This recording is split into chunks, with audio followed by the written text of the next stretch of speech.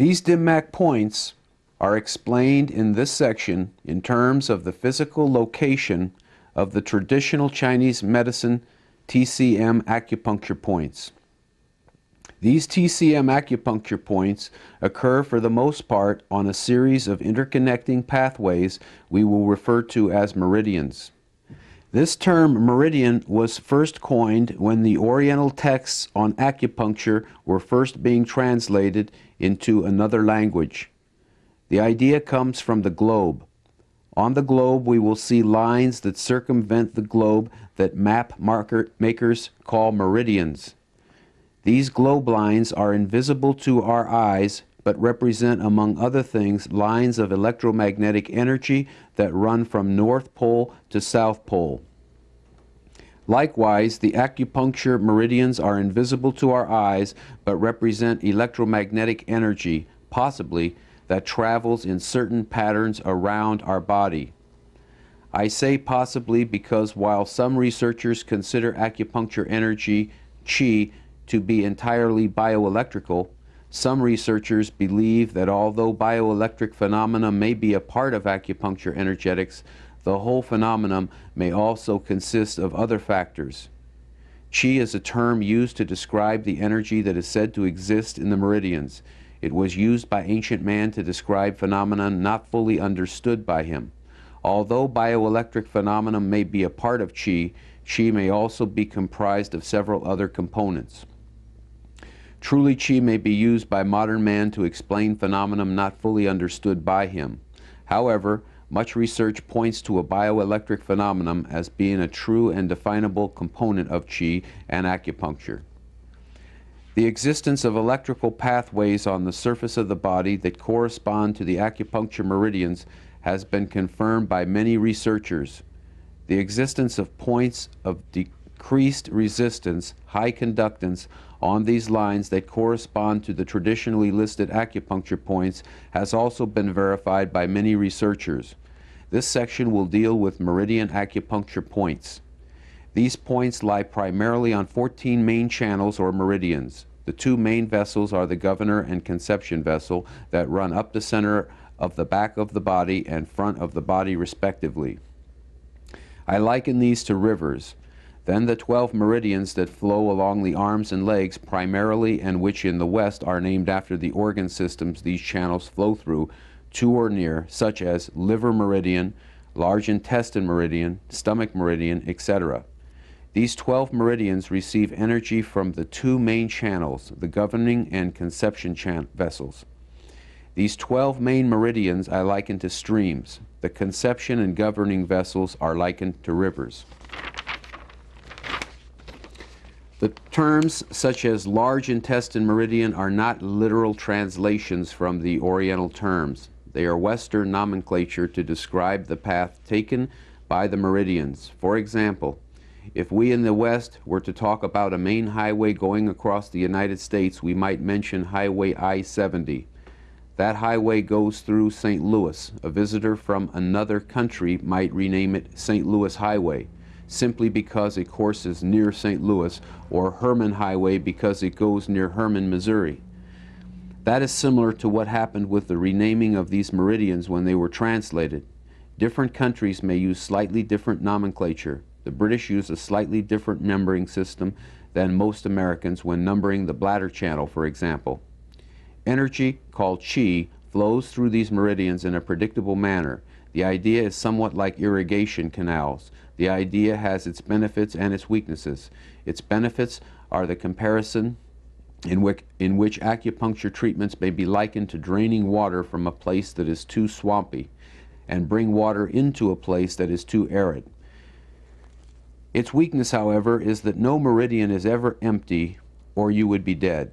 Energy does not flow into one meridian and then empty out into another meridian. However, at certain specific times, some meridians have a little more energy than at other times.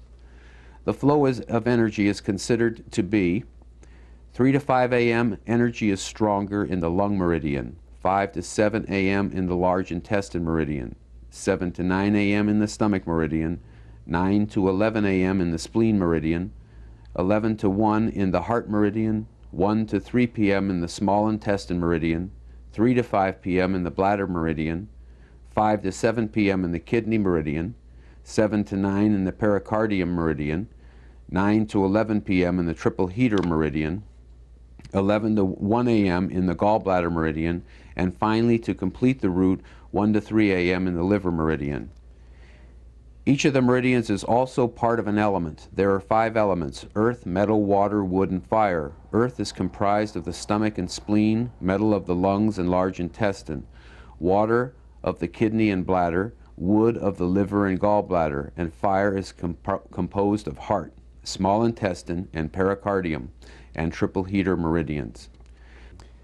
These are sort of like mnemonics that comprise whole ideas. They are used to describe the way organ systems interact. In the cycle of creation, Sheng cycle, earth creates metal. Metal is mined from the earth. Metal creates water, like mineral water, or metal, when it is heated, becomes liquid, or when metal is mined from the earth, the hole that is dug can fill with water from an underground spring.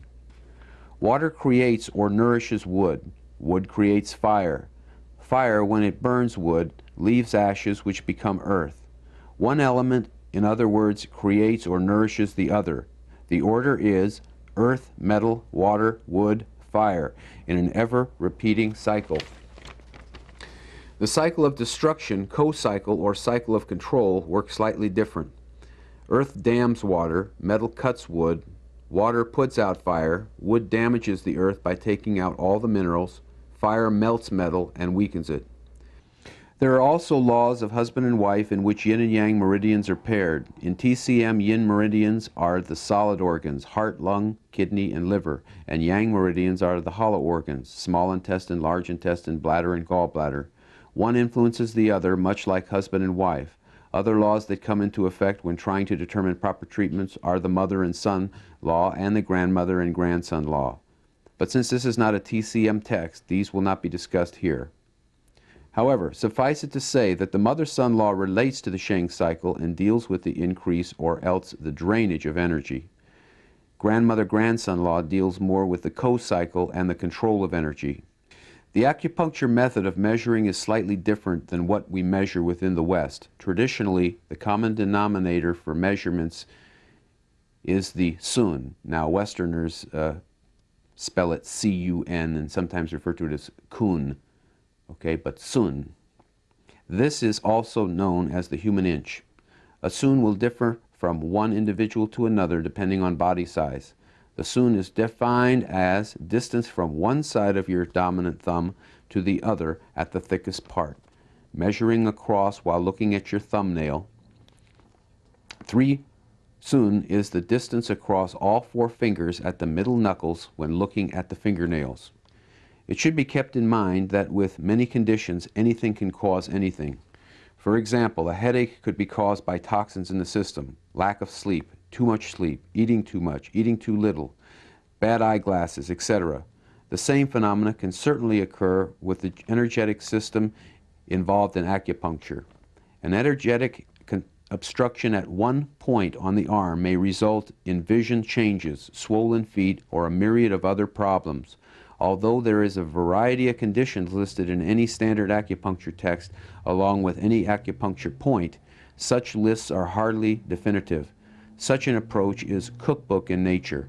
Such an approach fits the Western intellect, however. This point treats this is similar to the idea of this pill treats this. In actuality, a point that might be used in the treatment of diabetes might also be effective in insomnia. In fact, the real beauty of acupuncture is in its system of diagnoses.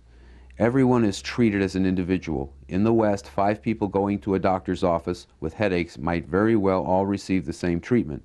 In acupuncture, it would depend on their patterns as determined through traditional diagnoses. Each one may receive a different treatment if they have different patterns. Also, one headache patient might receive the same treatment as a patient with ulcers if their pattern is the same. With the DIMMAC points listed here, there are a smattering of cookbook method treatments that can coincide with these points. In other words, this point treats this and this point treats such and such. In reality, a skilled acupuncturist would select points based on each individual's needs. Acupuncture in reality is neither as simplistic as this point treats this problem, nor as difficult as memorizing what conditions each point treats. It is really a paradigm for thinking about how energy works in the body. However, for interest and to open the reader's minds to the other side of DIMAC, the beneficial healing side, we are including some of the cookbook treatments.